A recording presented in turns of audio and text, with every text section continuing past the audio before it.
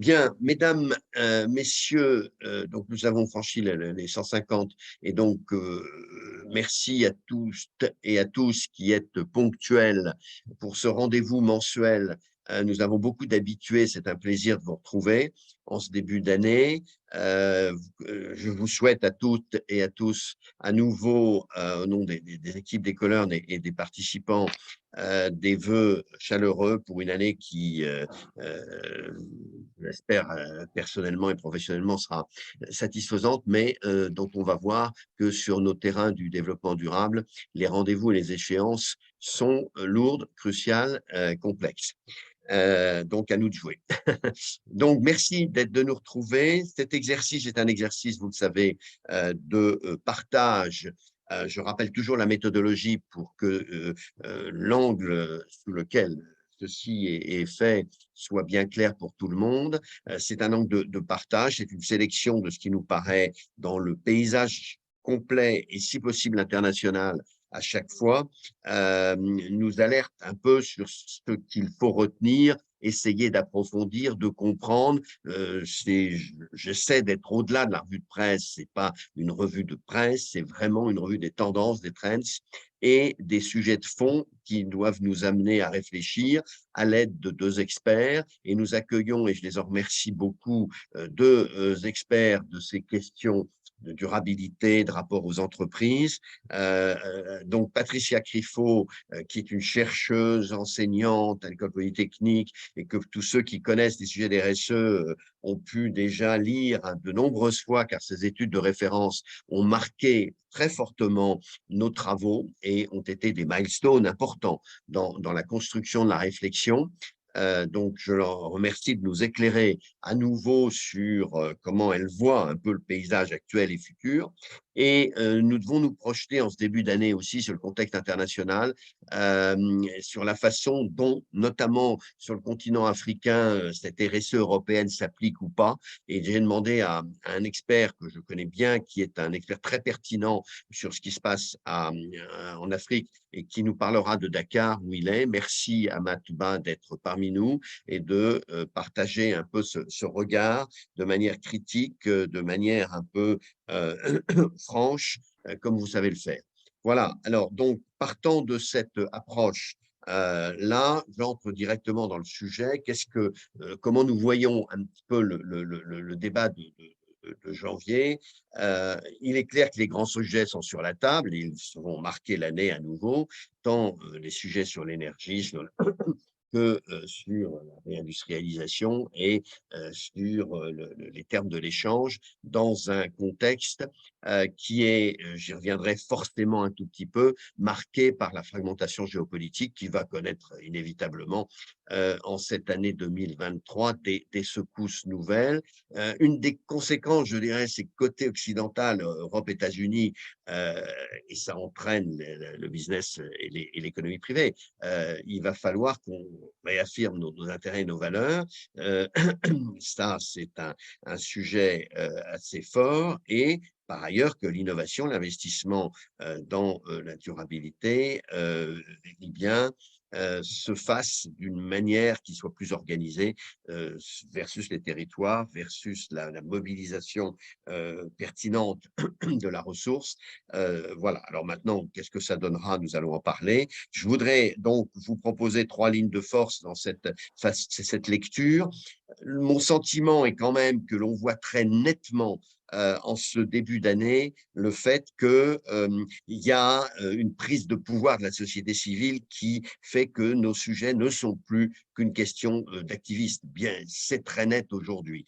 Il y a des rendez-vous dans l'agenda, on va en parler, et puis il faudrait qu'un certain volontarisme se dégage de la part des acteurs pour avancer. Voilà, je reste optimiste. Alors, sur cette donne générale, c'est très clair et je m'appuie notamment sur deux études. L'étude de l'ADEME, à laquelle je vous renvoie. Les Français aspirent à un changement de société, mais confrontés à des injonctions contradictoires. On le sait bien, simplement sur la question de la sobriété, les Français sont prêts à suivre. On l'a vu dans les dépenses d'énergie, on le voit dans le rapport du CESE qui vient d'être rendu, il y a un avis très intéressant là-dessus.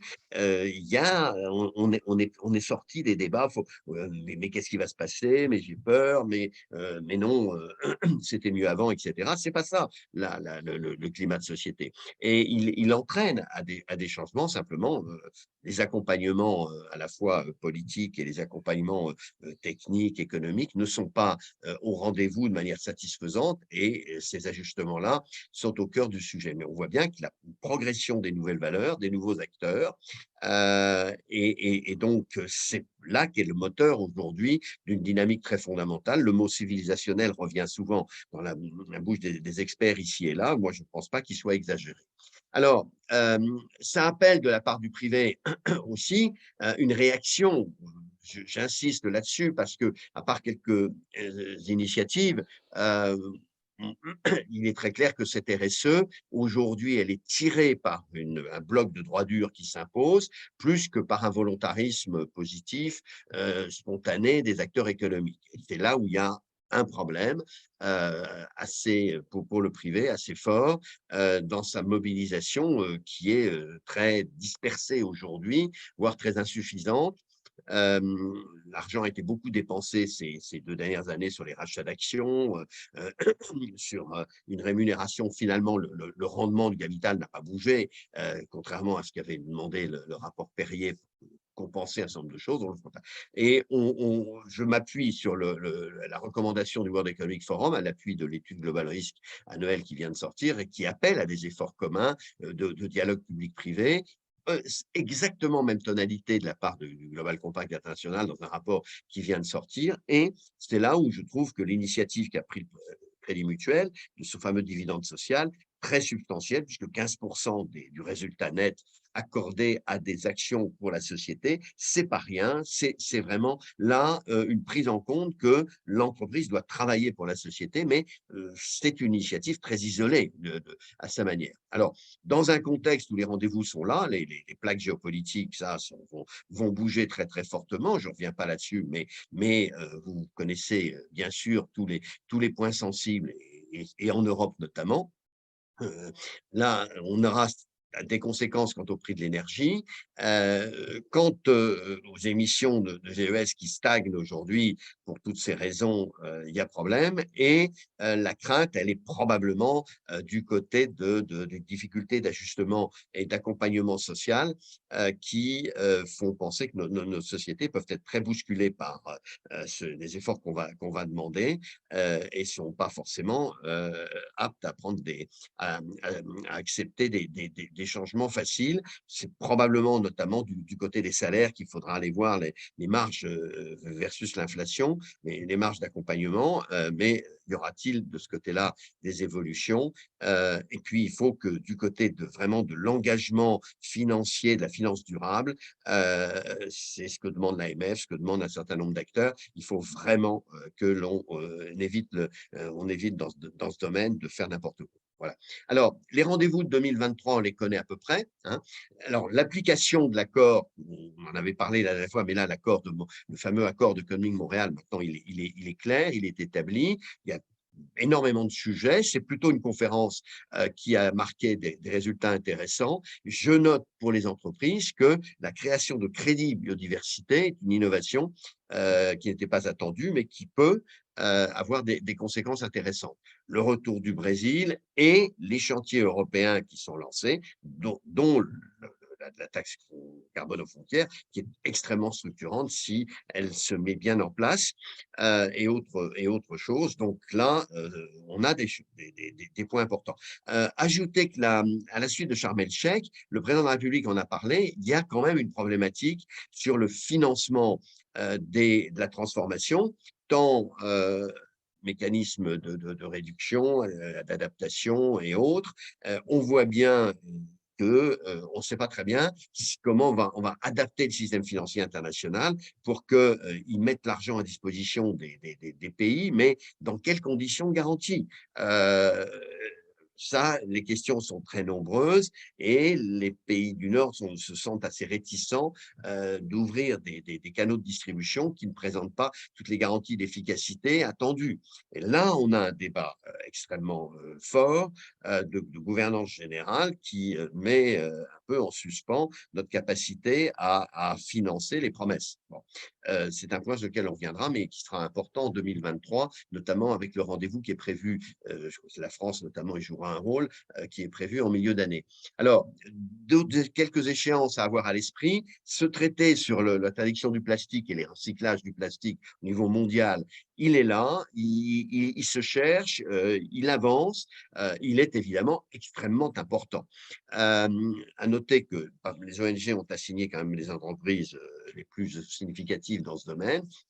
Donc, on cherche là une règle du jeu.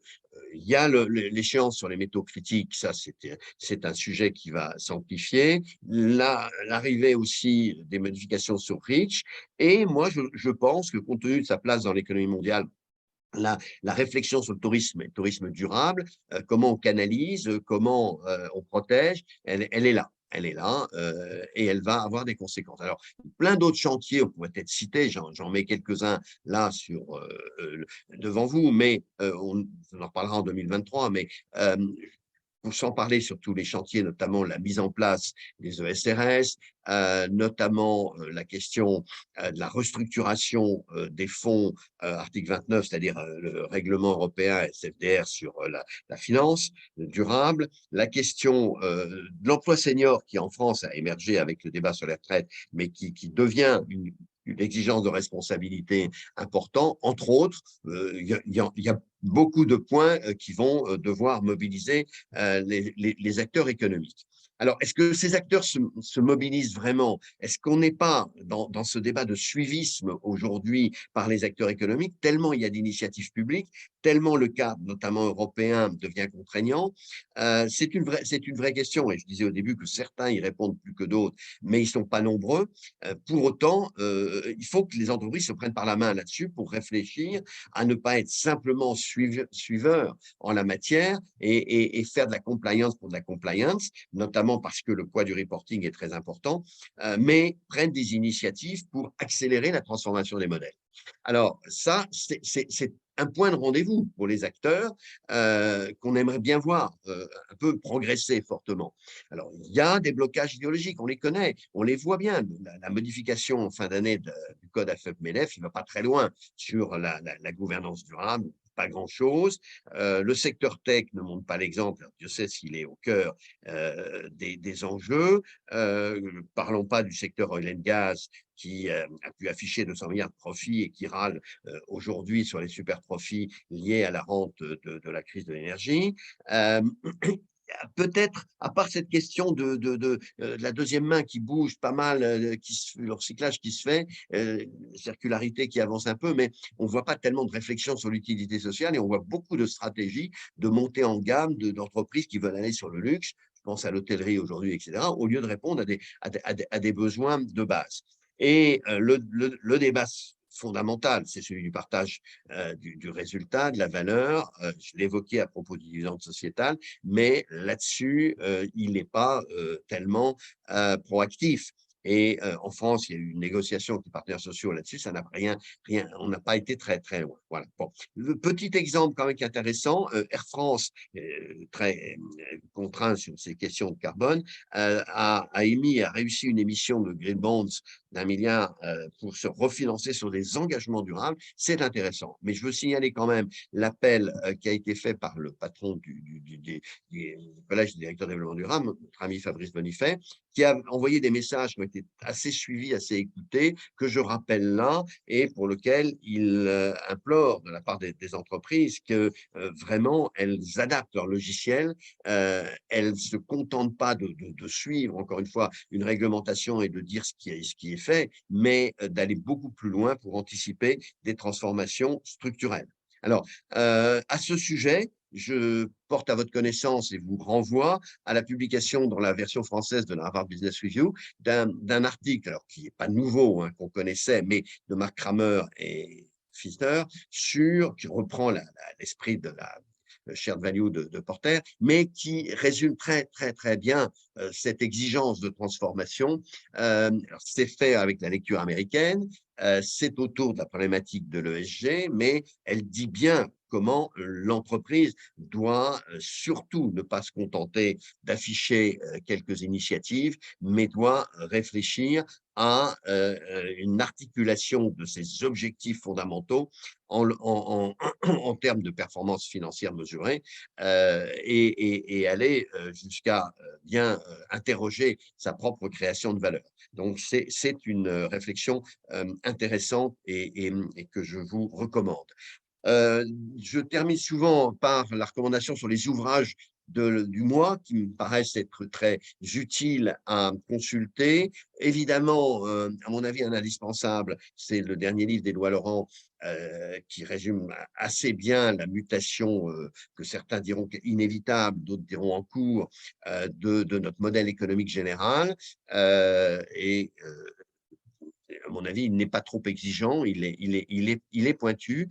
Un document chez Autrement sur les comportements de multinationales à l'international, donc intéressant, et le débat de la revue de l'IRIS sur la géopolitique de la sobriété qui montre en fait que le modèle des pays du Nord qui veulent aller vers de l'efficacité énergétique et mieux que ça, un bon usage de la ressource, bon usage, passant par des transformations sociologiques importantes de modèles, a des conséquences géopolitiques évidemment très importantes sur les achats, sur les pays producteurs, sur les règles des échanges. Et donc là, vous avez une vision d'ensemble qui est extrêmement éclairante. Alors, je suis pas loin de tenir mon horaire et donc bien sûr, nous sommes en début d'année, donc l'actualité est moins importante, mais j'ai voulu vous donner un peu ces tendances très fondamentales qui interrogent le privé pour ne pas, encore une fois, se contenter d'être suiveur, mais prendre des initiatives structurantes très fondamentales dans une dynamique de société et géopolitique qui ne va pas laisser tranquilles les acteurs. Et donc, je vais demander à nos deux experts de réagir à cette lecture de début d'année telle que je vous l'ai proposée et de nous apporter en même temps l'éclairage de leurs propres recherches, de leurs propres travaux. Donc, si vous le permettez, Patricia Criffo, je vous propose de prendre le relais et de nous dire ce que vous pensez un peu du contexte et puis comment vos travaux aujourd'hui et votre enseignement vous amènent à lire ce qui se passe du côté de l'adaptation du monde économique à ces enjeux qui s'accélèrent. Et Amat prendra la suite, Amat Ba, qui est en ligne de Dakar, prendra la suite après. Patricia, merci d'être parmi nous et je suis très heureux de vous passer la main. Alors, je vais partager, donc arrêter mon partage d'écran et vous laisser mettre le vôtre également. Ceci vous convient-il? Est-ce que ça fonctionne? Voilà. Donc, merci. On voit votre écran, Merci. Patricia. On vous écoute avec impatience. Merci beaucoup. Merci beaucoup d'abord pour cette invitation. Je suis très honorée de participer à cet événement à vos côtés ainsi que d'Amat. C'est un vrai honneur. Pour me présenter rapidement, donc moi, je suis professeure au département économie de l'École polytechnique. Et donc, je suis enseignant-chercheur sur les enjeux de durabilité, voilà, au sens large, du point de vue de l'analyse économique. Je dirige un master qui s'appelle Economics for Smart Cities and Climate Policy à l'École polytechnique. Donc, je suis aussi intéressée par les enjeux de durabilité à la fois à l'échelle des entreprises, des États, mais aussi des villes.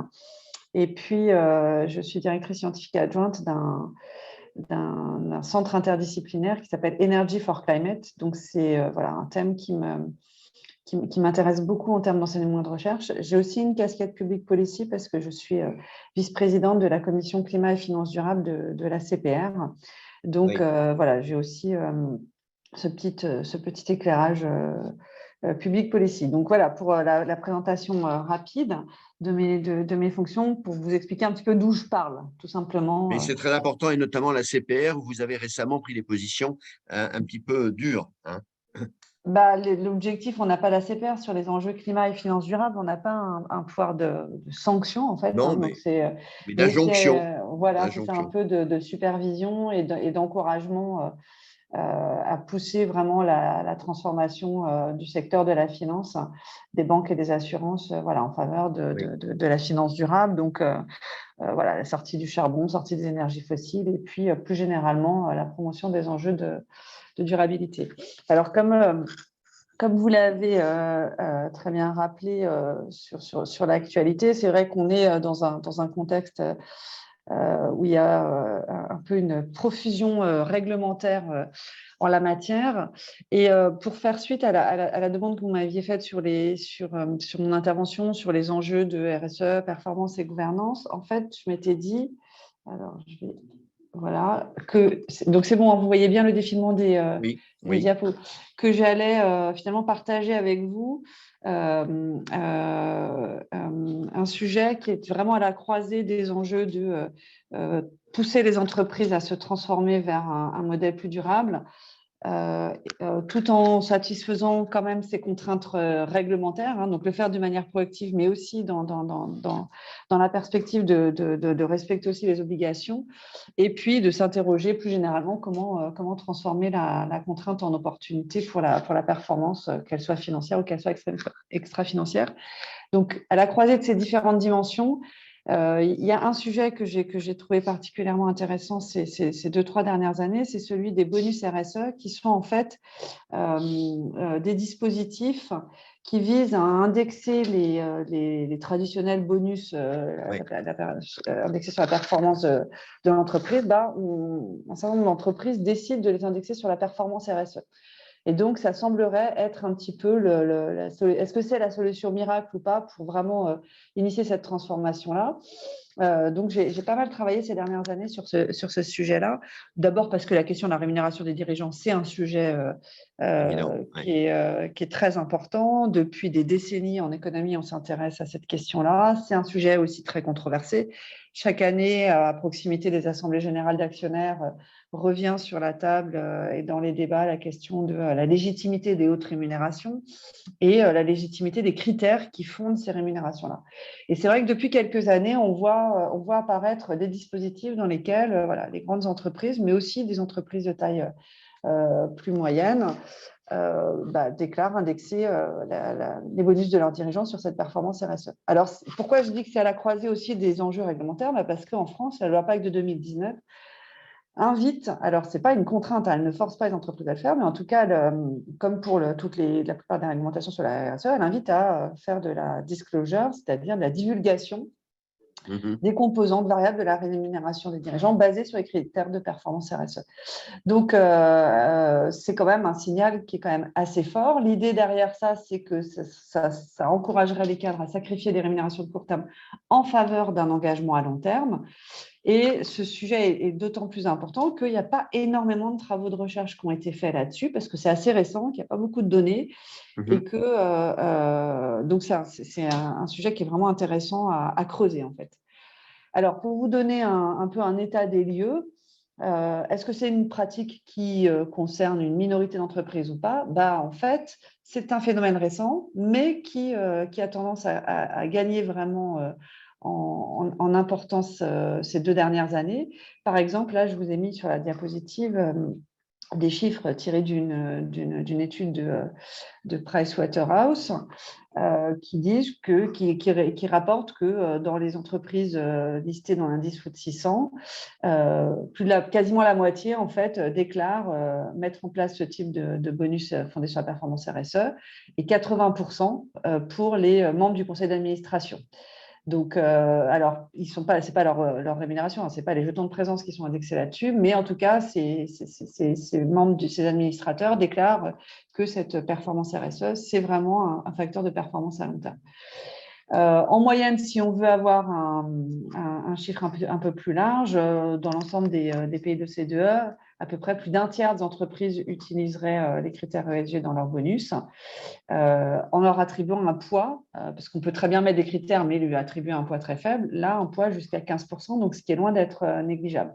Alors, très souvent, c'est des bonus qui sont fondés sur la performance sociale, diversité, engagement des employés, santé, sécurité, mais de plus en plus l'environnement apparaît également, en particulier dans les plans à long terme. Donc, en Ouais. matière environnementale, Patricia, là, il y avait une critique pour dire on disait que c'était surtout les baisses d'émissions de CO2 avec des engagements qui n'étaient pas très pushing. Beaucoup critiquent quand même les critères utilisés. Je vous laisse alors, oui, tout à rentrer fait. dedans. Après, quand on ouvre un peu la boîte noire et qu'on va regarder Voilà, quels sont les critères, c'est souvent des critères de décarbonation, de transition voilà. énergétique. Donc, avec les limites que ces critères peuvent avoir, ce qui compte, c'est de vraiment regarder si c'est des critères quantitatifs, si c'est des critères qualitatifs, si c'est sur de Oui. l'engagement ou si c'est sur du déclaratif, hein, si on réévalue, Oui. etc. Donc, il va falloir suivre ça un peu à long terme. C'est ce que font certaines agences de notation, par exemple Moody's. Donc, je vais en parler juste après pour vous D'accord. expliquer voilà, comment moi je me suis intéressée à la question et quels sont les résultats qu'on peut en tirer. Donc, la question de recherche que je me suis posée, elle est vraiment très standard. C'est est-ce que quand on intègre des indicateurs de ce type-là dans les plans de rémunération des cadres et des dirigeants, quel va être l'impact sur la performance des entreprises? Est-ce que c'est en gros quelque chose qui peut s'apparenter à du greenwashing avec aucun impact sur la performance extra-financière? Ou est-ce que c'est vraiment un facteur de transformation et donc un facteur qui montre que la performance RSE extra-financière s'améliore à mesure qu'on déploie ce genre de pratiques-là? Évidemment, on s'intéressera aussi à la performance financière, mais ce n'est pas le seul indicateur qui va nous concerner. Alors, ces travaux-là, en fait, ont fait l'objet de deux types de publications. Un papier scientifique dans la revue Industrial Relations. Donc, je ne pense pas qu'il soit en libre accès, donc vous aurez du mal à le trouver si ça vous intéresse de regarder ça en détail. Je vous l'enverrai sans problème.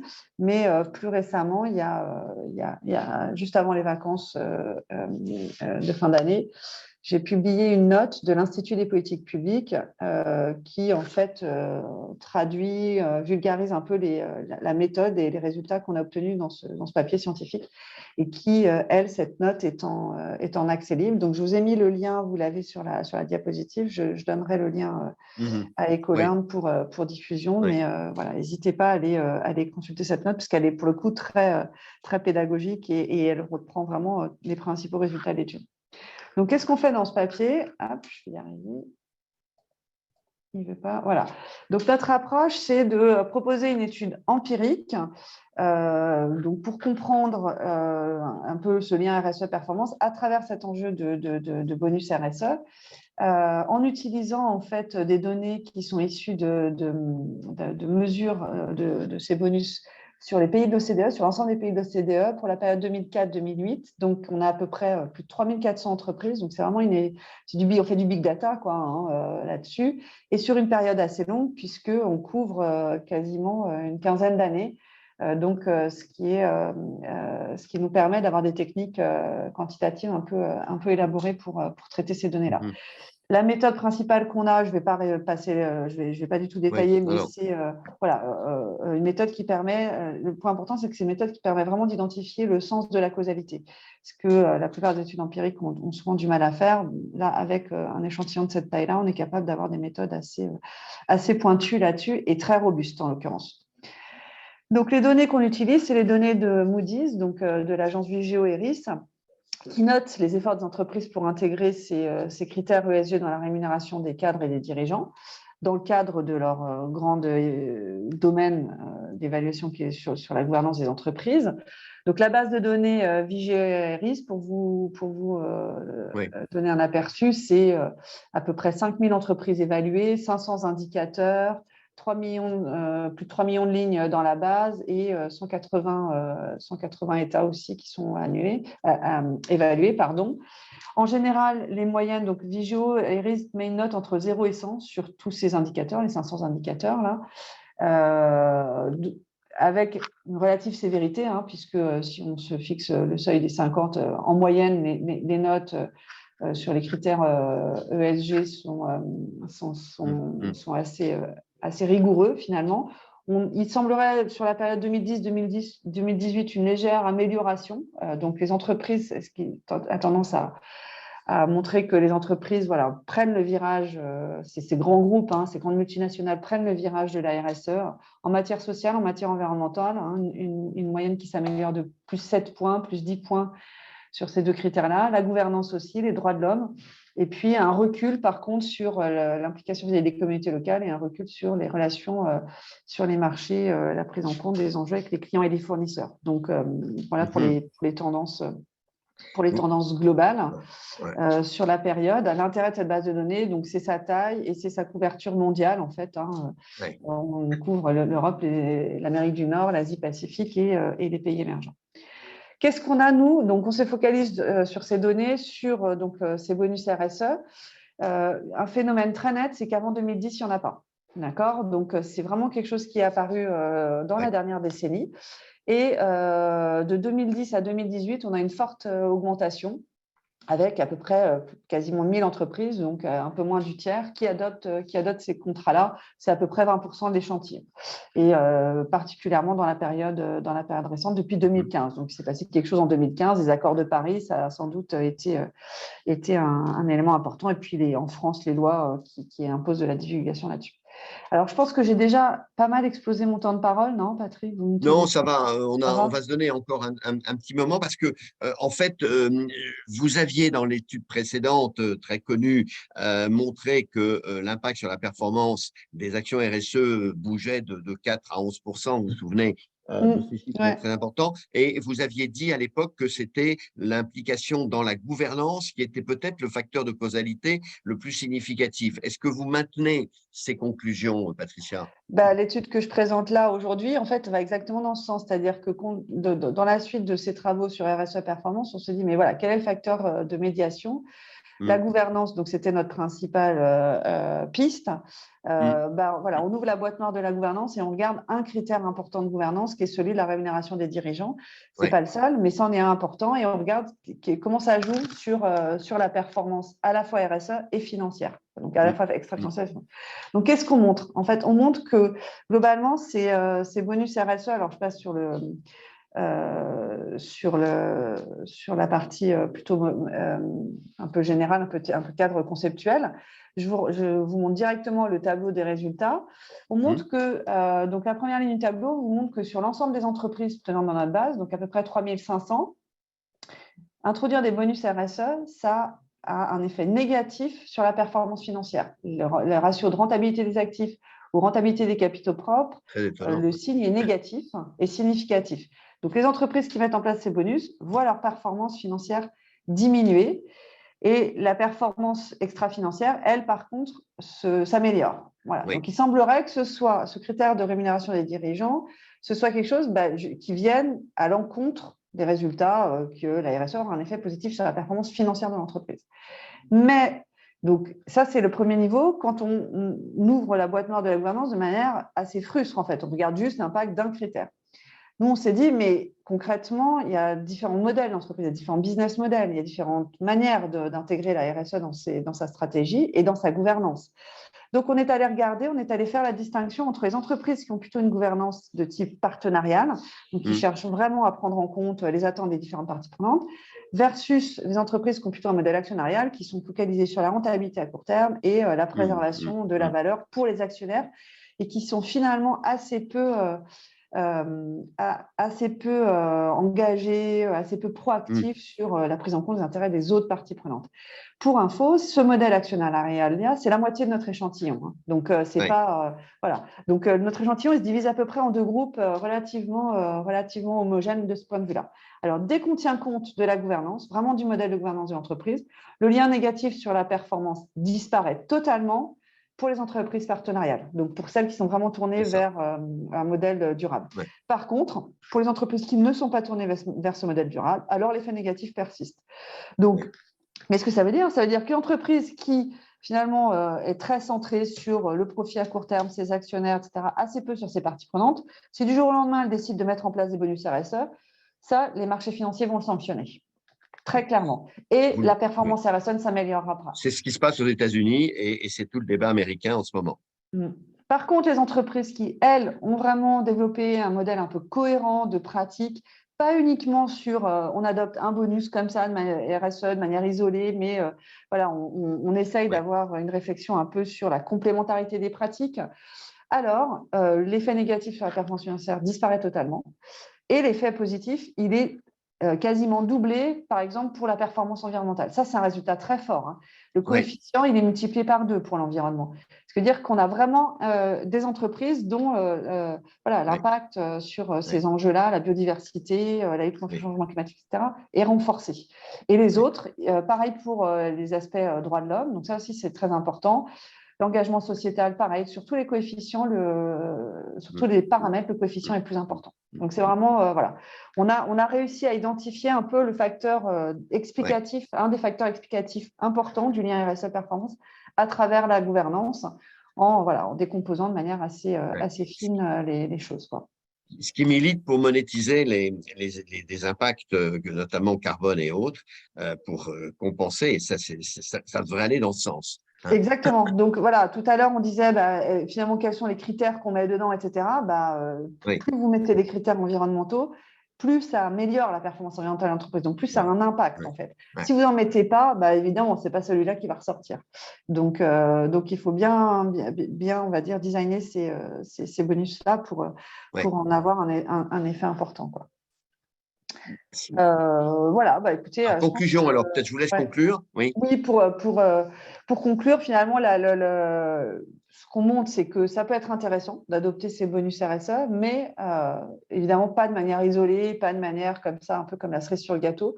Il faut que ce soit un dispositif qui soit aligné avec le modèle de gouvernance de l'entreprise et le programme d'incitation managériale plus largement. Ce qui promeut un modèle finalement de gouvernance partagée et qui ouvre la porte aussi à d'autres indicateurs de gouvernance, d'autres dimensions de la gouvernance qui sont très importantes pour comprendre ce lien entre RSE et performance, et notamment la composition des conseils d'administration, donc pas uniquement la rémunération des dirigeants, mais aller regarder, aller creuser les autres indicateurs de gouvernance partagée dans l'entreprise. Donc, notamment, un autre de mes thèmes de recherche en ce moment, qui est la représentation des employés au conseil d'administration.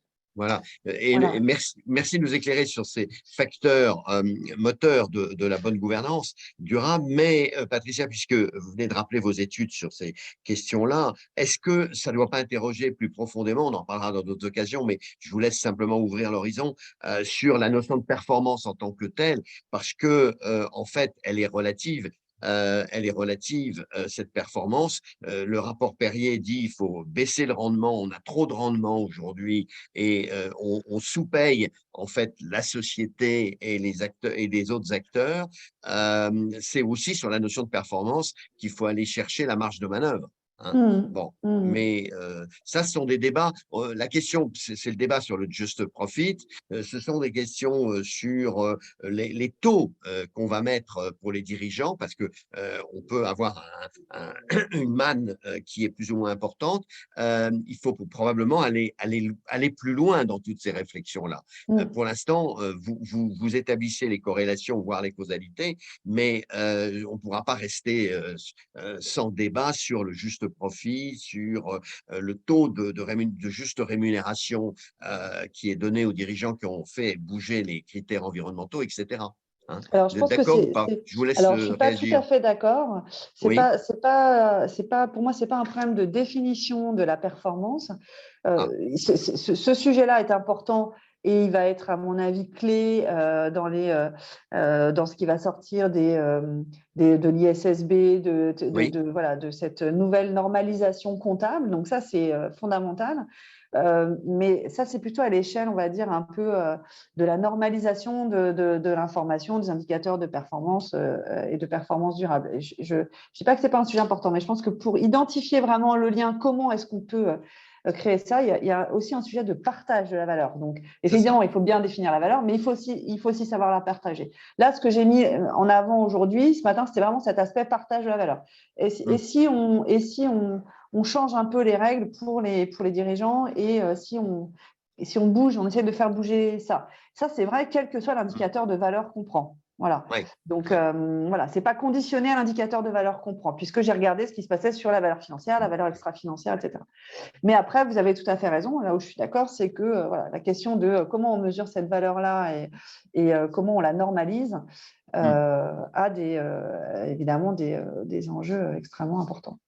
Mais au moins, vos études poussent les dirigeants et les acteurs de la gouvernance à s'interroger, à réfléchir et à pouvoir sortir des préjugés idéologiques pour rentrer dans de l'économie d'entreprise et avec une vision partenariale. Patricia, merci infiniment. On reviendra avec vous sur le questionnement tout à l'heure et je voudrais élargir cette réflexion sur la dynamique de contraintes qui existent aujourd'hui autour de ces questions de RSE et sur les comportements des acteurs, en demandant à notre ami Amat Ba, qui est donc consultant international, qui depuis Dakar, où il suit pour l'Afrique l'ensemble des évolutions, notamment sur les entreprises internationales, plus que sur le tissu de base, il le rappellera, de l'économie africaine, qui n'a pas tant de marge de manœuvre que ça, sur comment on applique nous-mêmes, est-ce qu'on est exemplaire à travers entre nos discours et nos pratiques en Afrique, est-ce que vraiment on fait des évolutions significatives ou pas?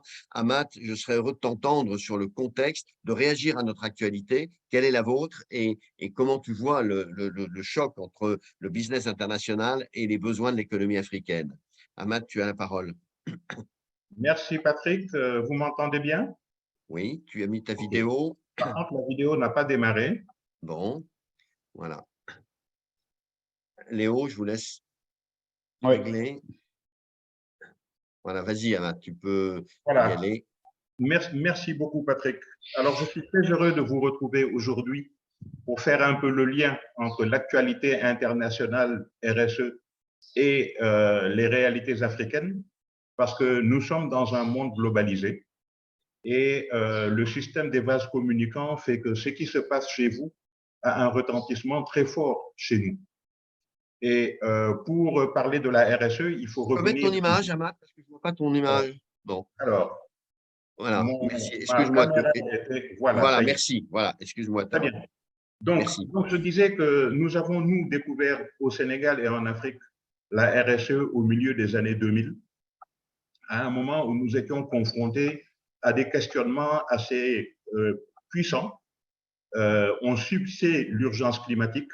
Il fallait effectivement qu'on y trouve des réponses. On était confronté à des problèmes de gouvernance et de démocratie. Et donc, la bonne gouvernance s'était invitée aussi à la table des réflexions. Et nous avions évidemment la survie économique et sociale de nos pays à assurer. Et on ne savait pas comment joindre tous ces bouts. Et en fait, le concept de la RSE s'est imposé comme une évidence à ce moment-là, parce que c'était le chaînon manquant qui pouvait réconcilier les entreprises moteurs du développement, les pouvoirs publics, les organisations de travailleurs, les partenaires au développement, donc partenaires techniques et financiers, et tout ce qui était société civile, ONG et autres, chacun ayant un rôle à y jouer. Et donc, nous avons eu l'idée en 2008 de créer une initiative qui s'est appelée Initiative RSE, qui est une idée d'un monsieur qui a passé 20 ans comme secrétaire général d'une organisation d'employeurs industriels et majoritairement entreprises françaises, qui a eu l'idée de créer en fait un club pour encourager la création de départements RSE dans les entreprises et faire un peu l'animation de tout cela. Et l'objectif, c'était d'amener l'entreprise au centre du jeu politique, pouvant discuter avec les pouvoirs publics, les partenaires au développement, les élus locaux, les travailleurs et la société civile, pour pouvoir être plus responsable et pour changer l'image d'une entreprise prédatrice qui était l'image dominante à cette époque-là. Et là où ça devenait intéressant, c'est que nous ne savions pas faire. On avait bien des entreprises au Sénégal qui, comme M. Jourdain, qui faisait de la prose sans le savoir, faisait un peu de RSE, mais sans en connaître les fondements. Et donc, le premier travail que nous avons eu a été d'amener les entreprises et les partenaires à avoir une idée convergente de ce qu'était la RSE. Et nous nous sommes appuyés sur les entreprises françaises, parce que d'une part, elles avaient dans leur sein la culture RSE et des obligations en matière de RSE qui leur étaient imposées par leur siège, mais d'autre part, elles avaient la puissance et la crédibilité pour pouvoir discuter avec les autorités publiques et les amener à aménager l'environnement des affaires pour qu'ils soient porteurs. Et donc, c'est comme ça que les entreprises françaises et les entreprises étrangères d'une manière générale, mais majoritairement françaises et européennes, se sont retrouvées à la tête finalement de cette démarche. Le travail qui a été fait a été le même qu'en Europe. Réfléchir à l'impact des entreprises, s'engager sur des chartes pour la promotion des droits humains, l'égalité hommes-femmes en entreprise, la protection de l'environnement. Inutile de trop s'étendre sur ces questions, ce sont les mêmes. Mais là où c'est devenu intéressant, c'est qu'assez rapidement, on s'est rendu compte que ces entreprises devaient avoir une logique filière. Parce qu'il faut se souvenir qu'au Sénégal, 85% de l'économie est constituée par le secteur dit informel, c'est-à-dire des entreprises qui ne payent pas d'impôts, qui ne bénéficient d'aucun appui sur les structures d'appui à l'entreprise pour la formation professionnelle, la couverture sociale et autres. Et donc, on s'est dit que s'il fallait développer l'économie sénégalaise, les entreprises structurées, filiales de grands groupes, pouvaient servir de poisson pilote et entraîner dans leur sillage des filières de la sous-traitance. Et nous avons beaucoup travaillé à ce niveau-là en comptant sur les entreprises étrangères, principalement françaises, qui sont quand même dominantes dans le secteur des infrastructures, tout ce qui est BTP, dans les télécoms, dans l'hôtellerie, dans les banques et assurances, et bien évidemment dans les industries. Jusque-là, tout allait très bien, et ça allait tellement bien qu'on commençait à décliner le concept de RSE en responsabilité sociale des organisations, responsabilité sociale des citoyens. Bref, on est entré dans une époque d'euphorie dans laquelle les réunions, les forats et autres se succédaient, et on avait l'impression qu'on était en train de changer le monde. Malheureusement, parce que les bons films ont une fin, on s'est rendu compte assez vite qu'il y avait au niveau des entreprises, qu'elles soient entreprises publiques de, concession de services publics comme l'électricité et autres, ou les entreprises privées étrangères, il y avait une espèce de dilemme. Est-ce qu'on devait mettre la priorité sur les marchés et le rendement, ou est-ce qu'on devait mettre le focus sur le développement du Sénégal comme un investissement à long terme? Eh bien, nous nous sommes rendus compte assez rapidement que lorsqu'on essayait de monter des programmes communs entre ces entreprises, il y avait une limite. Chaque entreprise préférant gérer son image RSE toute seule, développer des programmes selon un calendrier qui lui était propre, ce qui fait que nous n'avons pas réussi à développer des coalitions ou des regroupements d'entreprises en vue de servir de locomotive. Et pour faire court, lorsque la crise du Covid est arrivée en 2000, mars 2000, nous avons espéré que ça serait vraiment l'élément moteur qui permettrait à toutes ces entreprises socialement engagées de se regrouper, puisque le chef de l'État avait appelé à un fonds de solidarité Covid. On s'était dit, c'est l'occasion de vous regrouper, de mettre en commun des moyens techniques et financiers, notamment logistiques, et de proposer à l'État d'investir massivement dans ce fonds de solidarité en échange d'une participation au comité de gestion de ces fonds et de cette crise, pour apporter justement la rigueur, la transparence et l'efficacité de l'entreprise. Eh bien, les entreprises ont préféré partir individuellement, prendre la photo de famille avec le ministre des Finances ou le président de la République, où elles apportaient leur chèque et faisaient leur propre promotion. Le chef de l'État s'est permis de faire dire par une certaine presse qu'il n'était pas content des miniers, des hôteliers, des responsables du numérique, parce que compte tenu des avantages qui leur avaient été consentis, ils avaient fait un effort très faible.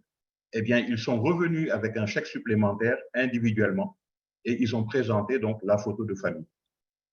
Aujourd'hui, le rapport de la Cour des comptes révèle qu'il y a 1000 milliards de francs CFA qui ont été détournés par les différents ministères en charge de ce fonds Covid. Certains ont acheté des voitures, ont construit des bâtiments, ont réglé des problèmes courants et on est à 1000 milliards perdus qui auraient pu être sauvés si on était entré dans une gestion vertueuse de ce fonds. Voilà. Est-ce qu'on peut aller vers les conclusions que tu tires de ce contexte de collaboration pas satisfaisante? Voilà. Alors, les conclusions, elles sont de deux ordres. Le premier ordre, c'est que le Sénégal est dans le monde et il est tenu aujourd'hui, s'il veut bénéficier des fonds, notamment pour la formation, le financement de son développement et autres, il est tenu d'avoir un certain profil. Et donc, nous devons aller à marche accélérée vers les modèles vertueux de RSE, notamment les données extra-financières. Nous sommes arrivés à une conclusion, c'est qu'au bout de presque 15 ans de combat acharné, nous arrivons très peu à faire infléchir les entreprises, à faire fléchir les entreprises vers cette direction. Et nous nous demandons s'il ne faudrait pas plutôt agir auprès du législateur pour qu'il impose une réglementation plus draconienne qui impose à ces entreprises de se soumettre. Malheureusement, si on fait ça, nous ne sommes plus dans la RSE telle qu'on l'a concevée au départ. Et donc, ça pose un vrai problème philosophique. La deuxième conclusion que je voudrais tirer, c'est qu'aujourd'hui, les entreprises étrangères implantées au Sénégal, les entreprises européennes principalement, sont confrontées à une concurrence de plus en plus forte de la Chine, de la Russie, de la Turquie et d'autres pays dits émergents. Et je pense que c'est sur les valeurs et non sur les prix que la différence pourra se faire. Donc, je serais tenté d'inviter les entreprises étrangères à se coaliser pour essayer de faire une offre commune à nos gouvernements, pour leur dire, avec vous, ça sera peut-être plus cher avec nous, mais au moins nous allons développer des valeurs liées au développement durable et nous nous portons garant d'abord de la défense de ces valeurs et ensuite de la diffusion auprès des entreprises de votre tissu économique. Et c'est comme ça que nous pourrons avoir rapidement une marche accélérée vers le développement durable. Parce que nous sommes encore aujourd'hui dans une économie de survie où l'horizon, c'est la fin du mois. Ce n'est absolument pas la fin du siècle. Oui. Voilà, grosso modo, ce que Ahmad, merci beaucoup de ce regard aigu, précis, vu d'Afrique et de Dakar notamment. Ça va dans le sens du rapport que j'ai cité tout à l'heure de Global Compact World Pacte mondial, et puis fait avec Accenture et des autres thèmes en disant il faut relancer un dialogue public-privé, mais sur des bases d'engagement et sur des bases d'exemplaires qui font que faut pas rechercher dans la RSE des avantages d'image, mais rechercher avant tout des capacités à transformer un peu les règles du jeu local. Ton appel aux coalitions est très important. Donc, je te remercie de nous avoir ouvert ceci et je propose maintenant, puisque nous avons été bons élèves les uns les autres dans le timing, que nous permettions à nos participants de réagir et de vous interroger. Je vais laisser Arnaud Herman, donc président des colonnes, d'animer ce questionnement, ce dialogue, à la fois peut-être Arnaud en regroupant les questions d'une part, et d'autre part peut-être en donnant la parole à ceux qui le souhaitent dans le timing, puisque notre objectif, je le dis à tout le monde, est de boucler comme d'habitude vers 12h15 à peu près, maximum, de façon à rester dans l'horaire et surtout de vous permettre aussi d'aller vers les questions les plus intéressantes pour nos deux intervenants. Arnaud, tu animes, je te laisse. Merci Patrick et merci à vous toutes et à vous tous pour vos questions sur le chat que j'essaie de regrouper. Alors, je vois que Patricia, a priori, nous a déjà quittés. Patrick? Non, je ne crois pas. Patricia? Elle nous a indiqué un message comme quoi bon, elle devait malheureusement entraîner sur notre réunion. Alors, je vais me permettre, j'ai repris quelques questions sur la méthode qui, je le crains… répondre peut-être un peu sur les débats de Patricia. Oui, je vais reproduire les questions et dis-moi si tu peux éventuellement rebondir pour apporter ce que tu connais bien ces travaux. La première question qui était remontée, c'était par rapport au mécanisme des bonus RSE qui sont totalement tributaires du choix des KPI sur lequel on fait poser ces rémunérations. Et cette remarque question était de dire, aujourd'hui, la plupart des KPI utilisés dans le monde de l'entreprise pour mesurer la performance RSE s'appuient sur une démarche de progrès, mais pas véritablement sur la mise en œuvre d'une transformation du modèle économique. Et donc, selon toi, Patrick, existe-t-il des KPI qui relatent cette transformation du modèle et qui est beaucoup plus Alors, transformatif? dans les travaux, dans les conclusions des ESRS, ce point est abordé très nettement. Il y a une évolution et qui est inspirée par les études de Patricia Clifford notamment. Il y a une évolution qui est de demander à ce que on ne fasse pas n'importe quoi, n'importe comment pour nourrir des bonus qui sont alignés finalement sur des effets mécaniques et il n'y a pas d'inflexion transformatrice. Donc, c'est le passage par SBTI, c'est-à-dire de dire il faut que ça se situe dans des logiques de trajectoire, ces critères, et que pour vraiment qu'ils soient considérés comme sérieux. L'AMF l'a écrit, la CPR l'a écrit, enfin les autorités de marché le disent. Il faut que ça soit inscrit dans des trajectoires et dans des trajectoires certifiées avec des étapes qui sont bien claires vers, et si possible, le 1.5 2050. Et je vous signale que donc Euronext a créé du reste aujourd'hui un compartiment, un indice sur cette question-là. Donc, c'est de passer par la logique d'engagement précis, certifié, vu, et qu'il y ait une corrélation qui peut être challengée par les auditeurs en la matière. Voilà, je crois qu'on va vers ça, mais voilà, et pas vers des critères flous à la main de l'entreprise, etc. C'est ce qui est en train je pense, de s'organiser. Merci Patrick. Alors, je t'adresse une autre question qui était destinée à Patricia sur son étude.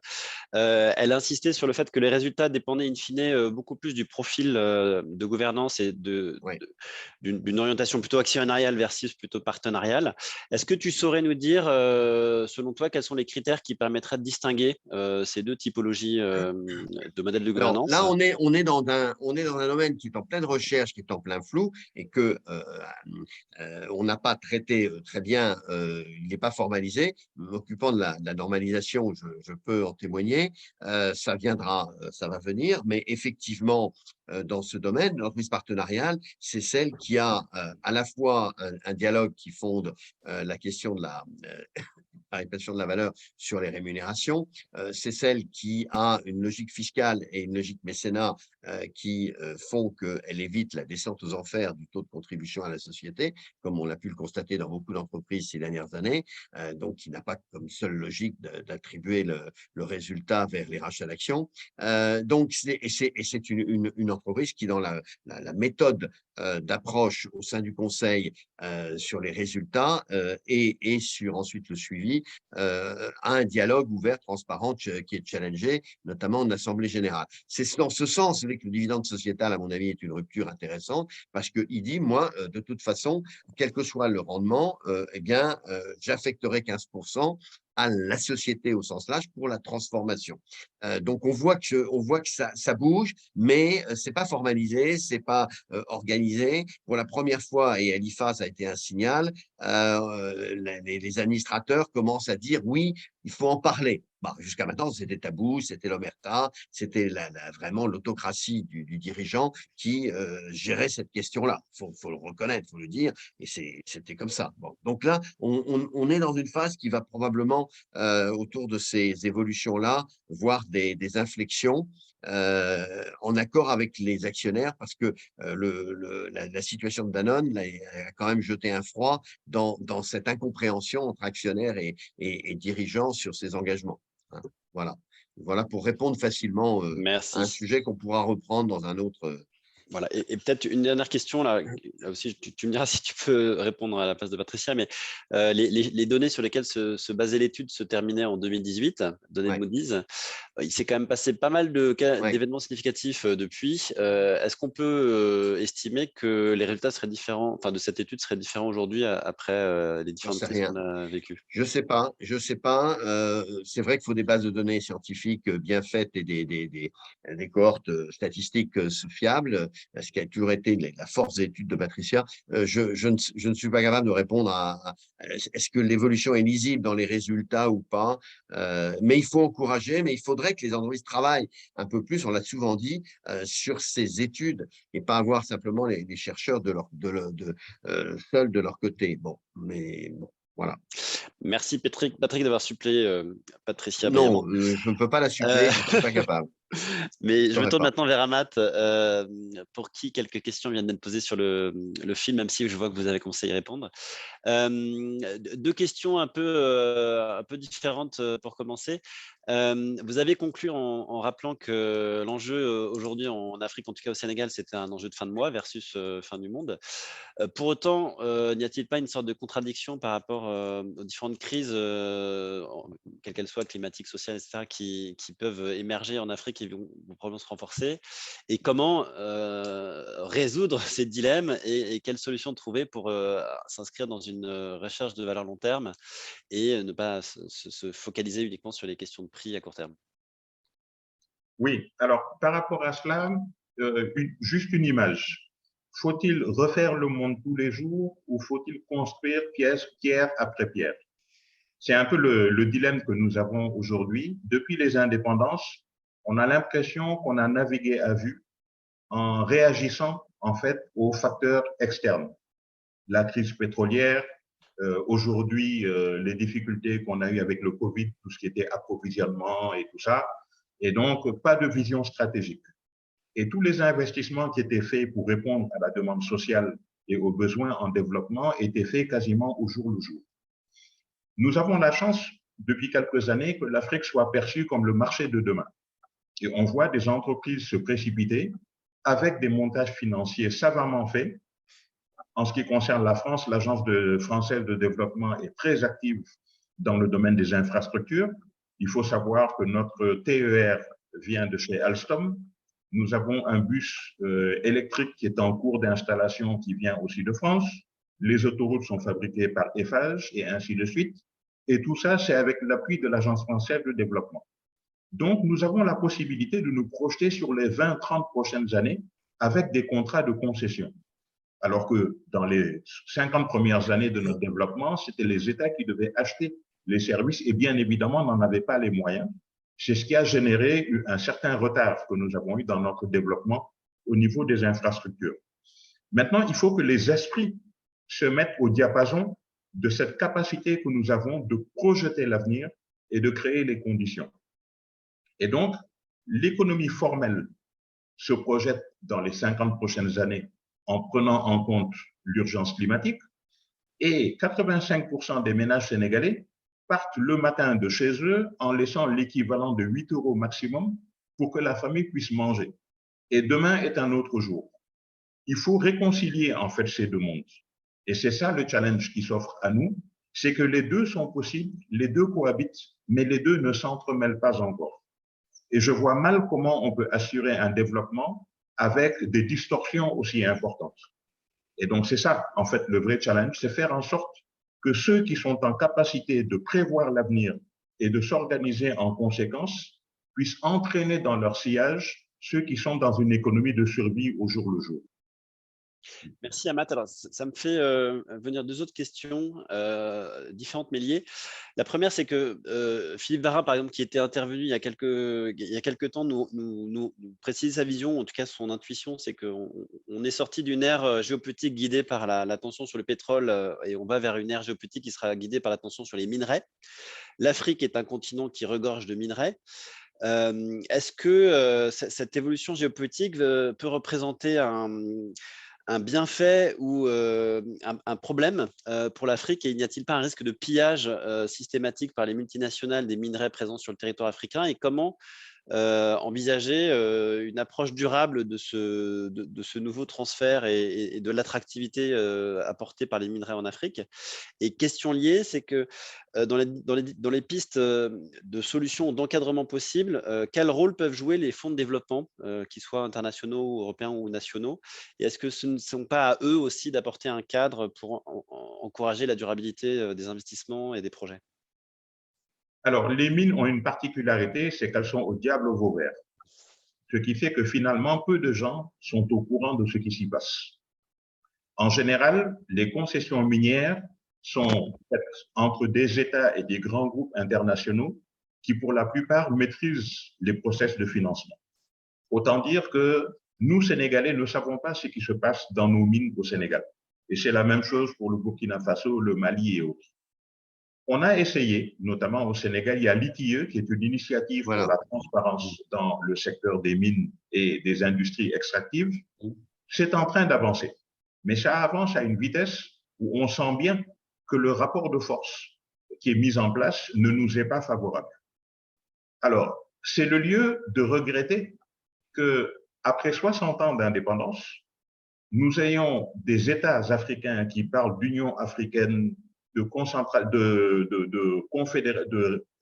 concentration régionale, mais qu'il n'y ait pas de front commun de nos dirigeants face justement aux multinationales pour aborder ces questions. On continue à venir en avion privé, rencontrer directement le président de la République et le ministre de l'Industrie ou le ministre des Mines et conclure des accords qui échappent au commun des Sénégalais. Il y a un peu la société civile qui essaie de comprendre ce qui se passe, mais ce n'est toujours pas possible. Donc, nous avons du retard, effectivement, et c'est un des chantiers les plus importants. Parce que si nous devons générer des ressources pour pouvoir financer l'éducation, la santé et le développement d'une manière générale, c'est essentiellement de ces secteurs d'activité-là que nous pouvons le faire, mais pour l'instant, nous n'avons pas la main dessus. Ça, c'est un chantier très important qu'aborde Hamad, qui est en discussion dans le nouveau partage entre producteurs, intermédiaires, acheteurs, face à la demande des métaux. Est-ce qu'on saura l'encadrer dans une coalition internationale avec des règles du jeu, ou ça restera des deals marchands, mercantiles, avec tous les excès qu'on peut connaître? C'est vraiment un énorme sujet qui est pas mal discuté, qui est pas mal discuté, abordé, mais ça ne progresse pas beaucoup. Merci Hamad de Et sur la signaler. question des fonds de développement internationaux ou nationaux, est-ce qu'ils ont un rôle à jouer pour réguler, essayer de réguler cette économie qui peut paraître un peu sauvage? Alors, ils auraient un rôle à jouer. Après, mon sentiment personnel, mais qui n'engage que moi, c'est que quand il y a des fonds, on est souvent confronté au même problème. On annonce des chiffres importants et quand on fait l'évaluation de ces fonds, on réalise que 100% du budget de fonctionnement a été utilisé et finalement 40-60% du budget destiné aux destinataires est arrivé à destination parce que les critères d'accessibilité sont toujours extrêmement difficiles. Et là, on touche le problème que je posais tout à l'heure. Quand on a un secteur dit informel aussi important, finalement, ceux qui sont éligibles ne sont pas si nombreux. Et donc, en termes d'impact, ce n'est pas forcément la solution. Alors, pour l'économie d'une manière générale, il y a des fonds islamiques et autres qui se sont mis en place et qui avaient vocation à s'adresser davantage aux déshérités du système actuel. C'est en train de se faire, mais on peut dire qu'on n'a pas encore réglé le problème. La solution la plus simple, ça serait effectivement une formalisation d'une partie du secteur informel, une démarche vertueuse qui pourrait aller vers une structuration genre démarche RSE, qui leur donnerait un accès facilité à ces financements-là. Mais pour l'instant, ça reste encore un chantier ouvert. D'accord. Et un dernier groupe de questions pour finir et pour rebondir sur ton dernier point de vue, c'est tout cela renvoie à un enjeu de maturité du système politique au Sénégal et dans d'autres pays africains. Deux questions. Est-ce que les situations sont très différentes entre celles décrites au Sénégal depuis Dakar, où tu te situes, et d'autres pays voisins, voire plus lointains en Afrique, d'une part? Et deuxièmement, peut-on s'attendre à des bonnes nouvelles dans le renouvellement générationnel des dirigeants politiques qu'on peut espérer voir poindre dans les prochaines années? Alors, si on regarde l'Afrique de l'Ouest et qu'on décompte les présidents qui cherchent à avoir un troisième mandat alors que leur constitution les limitait à 2, les pays qui sont actuellement sous coup d'État, on ne peut pas être très optimiste. Ça veut dire que nous sommes sur des systèmes politiques qui sont en déphasage avec les attentes des populations. Je vous donnerai un autre exemple. Au niveau du Sénégal, le président actuel, qui lui aussi brigue un troisième mandat, ce n'est pas officiel, mais c'est tout comme, Il a fait énormément d'investissements dans un rayon de 40 km autour de Dakar avec l'émergence de Diamniadio, une nouvelle ville qui draine TER, autoroutes, aéroports et tout le reste, ports et autres.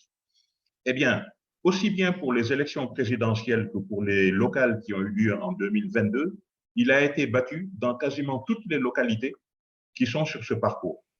Ça veut dire que les efforts qui sont faits en matière de développement ne sont pas perçus par les populations comme étant des services qui leur sont rendus à elles. Et ça pose un vrai problème. Parce que quand on administre un pays, il faut se poser la question de savoir pour qui on l'administre. Et l'indicateur de réussite, c'est quand même la satisfaction des populations à qui ce développement est destiné. Il y a un décalage.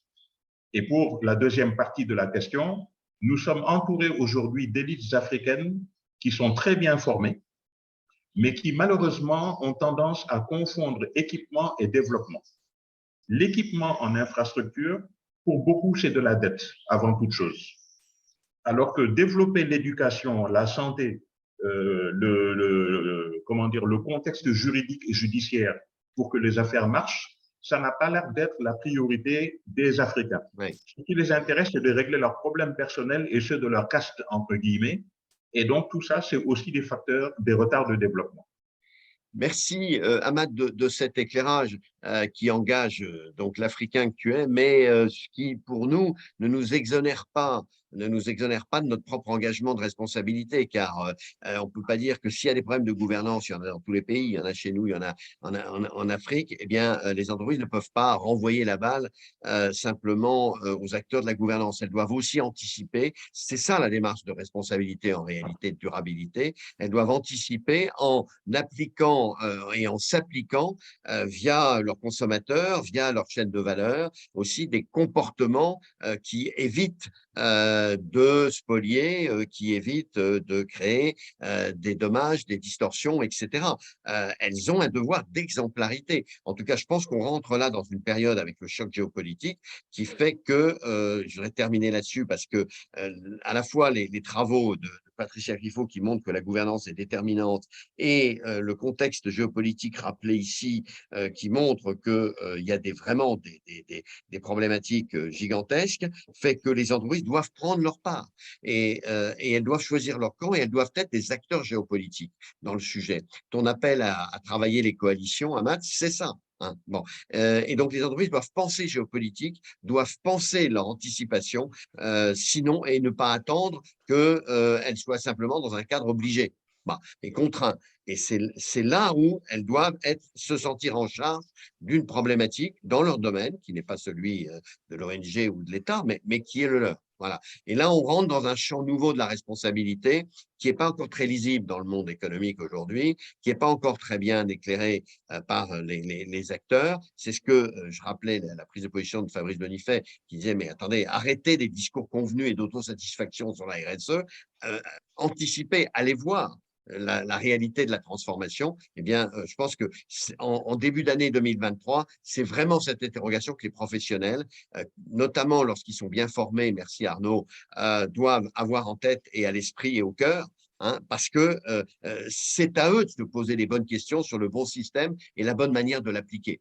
Et pas toujours renvoyer à des problématiques systémiques le fait qu'elles ne peuvent faire que ce qu'elles veulent. En réalité, c'est tout le basculement du contexte libéral au contexte régulé qui est en cause. Voilà, moi je pense que ce que nous dit Ahmad aujourd'hui oblige à aller dans cet esprit-là de ce que j'appelais le volontarisme. Hein, voilà.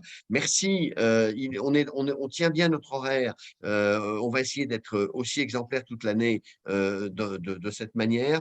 Je vous indique qu'à notre prochain webinar, qui est le 3 février, nous aurons à la fois le point de vue allemand de la part d'une représentante du business allemande qui nous fera un exposé de la situation vue par les Allemands et par ailleurs le président de la plateforme, Pierre Victoria, qui donnera un point de vue aussi sur la vision d'ensemble de la RSE en France telle qu'il l'analyse.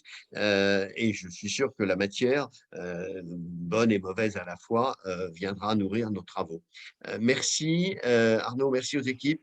Merci à Matt d'avoir pris ce temps et de nous avoir éclairé avec beaucoup de franchise. Je remercie aussi Patricia Criffo et vous tous et toutes pour être des interlocuteurs fidèles, réguliers et d'essayer comme ça tous ensemble de construire une autre façon de faire que le monde et son économie rentrent vraiment dans une logique durable et ne se satisfassent pas d'approches superficielles. Merci à vous toutes. Bonne et heureuse année sur ces intentions et ces constats.